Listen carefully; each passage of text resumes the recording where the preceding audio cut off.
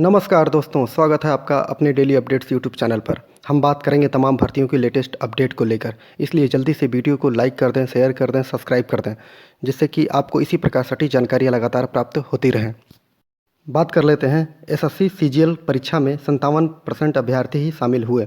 प्रयागराज में 72 केंद्रों में हुई थी परीक्षा। विभिन्न विभागों में 7035 पदों पर होनी है भर्ती। एसएससी की ओर से रविवार को आयोजित सीजीएल 2020 की टियर 3 परीक्षा में 57% अभ्यर्थी ही अपनी उपस्थिति दर्ज कराई है। पेपर मोड में यह परीक्षा प्रयागराज के 72 केंद्रों पर आयोजित की गई थी। इस परीक्षा के तहत केंद्र सरकार के विभिन्न विभागों में 7035 पदों पर भर्ती होनी है, जिसमें से आप लोगों को हेडिंग में दिख रहा है कि 57% अभ्यर्थी ही इसमें शामिल हुए हैं। एसएससी के क्षेत्रीय निदेशक राहुल सचान के अनुसार सभी केंद्रों पर परीक्षा शांतिपूर्ण तरीके से संपन्न हुई और कहीं से किसी प्रकार की घटना की सूचना नहीं मिली। सीजीएल 2020 के तहत केंद्र सरकार के विभिन्न विभागों में 7035 पदों पर भर्ती होनी है।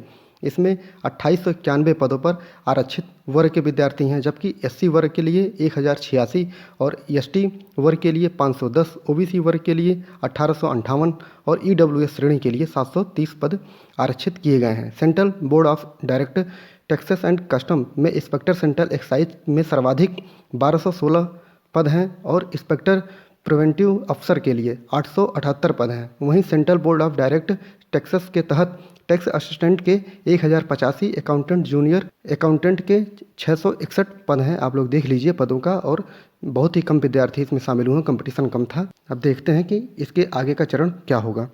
अगली खबर बीएड के विद्यार्थियों के लिए। उत्तर प्रदेश के राज्य विश्वविद्यालयों एवं कॉलेजों में प्रवेश न पाने वाले करीब 37,000 अभ्यर्थियों को अभी अपना शुल्क वापस पाने के लिए थोड़ा इंतजार करना होगा। लखनऊ विश्वविद्यालय ने अभ्यर्थियों की सूची को तैयार कर लिया है, लेकिन चेक बनाकर बैंक नहीं भेजे हैं, जिसकी वजह से उनका शुल्क खाते में ट्रांसफ़र नहीं किया जा सका है।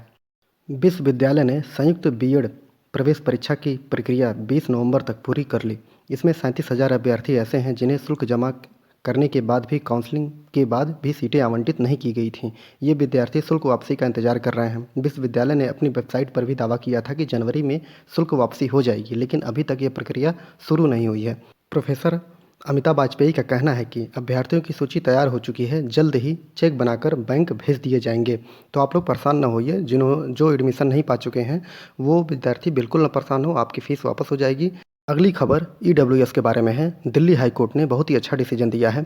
ईडब्ल्यूएस सीटों का उद्देश्य सभी को गुणवत्ता वाली शिक्षा देना है। निजी स्कूलों में आर्थिक रूप से कमजोर वर्ग ईडब्ल्यूएस के बच्चों को प्रवेश देने के मामले पर दिल्ली हाई कोर्ट ने अहम टिप्पणी की है। शिक्षा निदेशालय के आदेश को चुनौती देते हुए एक निजी स्कूल की याचिका को खारिज कर दिया।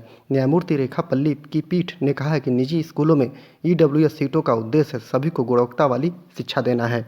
निजी स्कूल ने दिल्ली सरकार के शिक्षा निदेशालय के 17 जनवरी 2022 के आदेश को चुनौती दी थी। शिक्षा निदेशालय ने ईडब्ल्यूएस श्रेणी में 25 छात्रों को प्रवेश से छूट देने के लिए स्कूल से अनुरोध किया था। याचिका में दलील दी गई थी कि आदेश पूरी तरह से गलत था, क्योंकि इसमें किसी तथ्य की अनदेखी की गई थी कि सर्वोच्च प्रयास के बावजूद स्कूल सामान्य वर्ग में केवल 52 छात्रों को प्रवेश दे सकता था। स्कूल ईडब्ल्यूएस छात्रों में 18 छात्रों को प्रवेश देने के लिए सहमत था। मतलब कि ईडब्ल्यूएस के जो छात्र हैं उसमें बताया गया था कि आप 52 छात्रों को प्रवेश दीजिए, लेकिन स्कूल वाले जो हैं, जो निजी स्कूल है, वो 18 छात्रों को ही प्रवेश देने के लिए राजी थे। और इसी बात को लेकर ही वो याचिका चली गई हाईकोर्ट ने इस याचिका को खारिज कर दिया कि आपको जो सामान्य वर्ग के विद्यार्थी हैं उनके साथ अन्याय नहीं होने देंगे और उनको 52 की 52 सीटें ही उनकी चाहिए। तो इस प्रकार दिल्ली हाईकोर्ट के द्वारा बहुत अच्छा डिसीजन दिया गया है ईडब्ल्यूएस के विद्यार्थियों के लिए। अगली खबर, नीट यूजी 15 तक सीट करा सकते हैं निरस्त। केंद्रीय पात्रता एवं प्रवेश परीक्षा नीट यूजी के लिए पहले चरण के परिणाम के तहत विद्यार्थी 15 फरवरी तक अपनी सीट निरस्त करा सकते हैं। इसके लिए छात्रों को शाम 4 बजे तक का समय दिया गया है। यदि छात्र तय समय तक सीट निरस्त नहीं कराते हैं तो उन्हें दूसरे चरण में शामिल कर लिया जाएगा। इसलिए विद्यार्थी लोग ध्यान दे दें कि नीट यूजी तक आपको टाइम दिया गया है कि अपनी सीट आप लोग निरस्त करा सकते हैं 15 तारीख तक। तो 15 फरवरी तक जल्दी से जल्दी अपनी सीट निरस्त करा लीजिए, नहीं तो आपको दूसरे चरण में ऑटोमेटिक ही शामिल कर लिया जाएगा। अगली खबर इलाहाबाद विश्वविद्यालय की है। 9 से पीजी की और 14 से चलेंगी यूजी की कक्षाएं। इलाहाबाद विश्वविद्यालय ऑफलाइन कक्षाओं के संचालन को लेकर विश्वविद्यालय के रजिस्ट्रार ने जारी किया नोटिफिकेशन।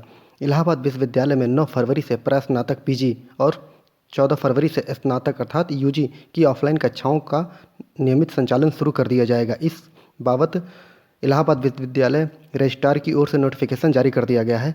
विश्वविद्यालय के 60 संगठक महाविद्यालयों में भी ऑफलाइन कक्षाओं का संचालन शुरू किया जाएगा। वहीं शोधार्थी विश्वविद्यालय खुलते ही ऑफलाइन मोड में शोध कार्य कर सकेंगे। कोविड के कारण इलाहाबाद विश्वविद्यालय लंबे समय से ऑनलाइन कक्षाओं का संचालन किया जा रहा था। विश्वविद्यालय प्रशासन ने 4 फरवरी तक ऑनलाइन कक्षाएं चलाने का निर्णय लिया था। 5 से 6 फरवरी को शनिवार एवं रविवार को साप्ताहिक अवकाश दिया गया था। तो आप तैयार हो जाइए, आपका कॉलेज जो है वो शुरू होने वाला है 9 से पीजी के लिए और 14 से चलेगी यूजी की कक्षाएं।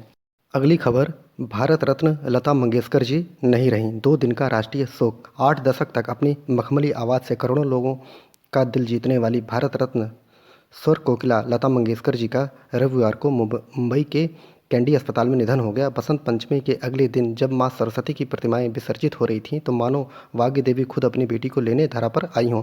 आप लोगों को पता है कि लता मंगेशकर जी का निधन हो चुका है, उसके लिए राष्ट्रीय शोक 2 दिन का मनाया जा रहा है। तो उत्तर प्रदेश ने भी राष्ट्रीय शोक से संबंधित नोटिस को जारी कर दिया है।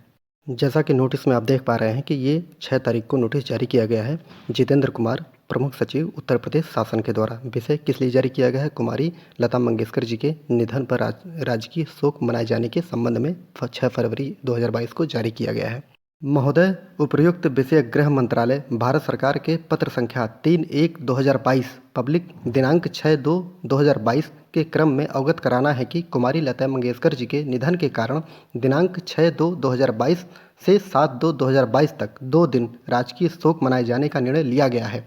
इस अवधि में राष्ट्रीय ध्वज आधा झुका रहेगा एवं कोई शासकीय समारोह नहीं होगा। इस संबंध में मुझे यह कहने का निर्देश हुआ है कि उक्त लिए गए निर्णय के अनुसार कृपया आवश्यक कार्रवाई सुनिश्चित कराने का कष्ट करें। इस प्रकार नोटिस जारी करके 2 दिन का राष्ट्रीय शोक घोषित कर दिया गया है। अगर आप लोगों को वीडियो अच्छा लगा हो तो वीडियो को सब्सक्राइब जरूर कर लें एक बार। इसी प्रकार आपको लोगों को सटीक जानकारियाँ लगातार प्राप्त होती रहेंगी। पूरा वीडियो देखने के लिए बहुत बहुत धन्यवाद।